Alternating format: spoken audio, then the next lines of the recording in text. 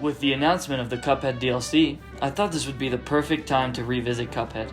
This game is the reason I got back into gaming after more than a 3-year hiatus.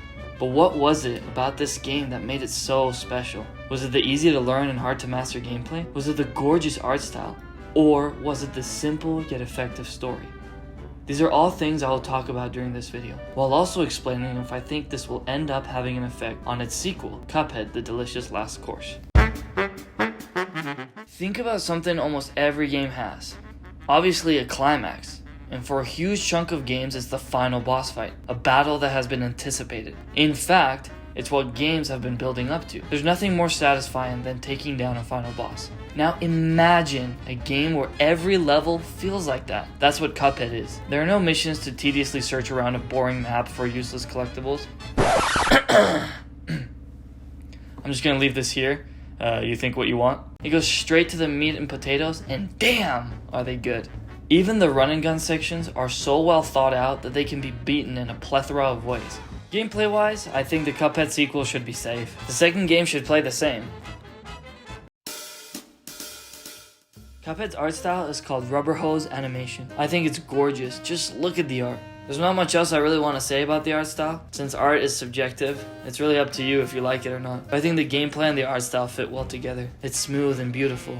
Every boss is designed in a clever and creative way. Even their moves are telegraphed through animations that are pleasant to look at. So I'm not worried about this having a negative effect on Cuphead 2.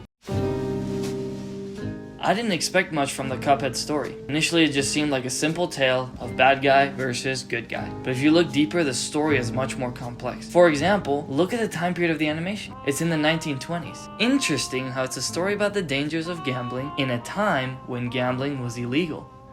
Whether this is done purposely doesn't really matter. What for me hits home the most is how well they portray the dangers of gambling. This idea that you can win something from nothing. It's like a comeback story, but the underdog never wins.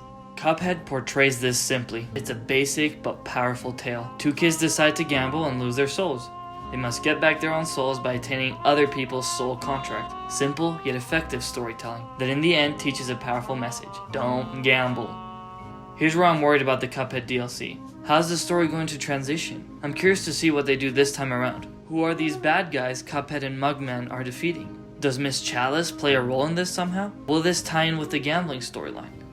This is what I'm most curious about, and what I think can end up making or breaking this sequel.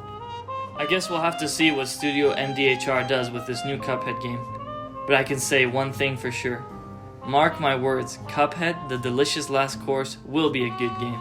Make sure to sub to me to catch the playthrough of Cuphead, and thanks for paying attention. See you next time.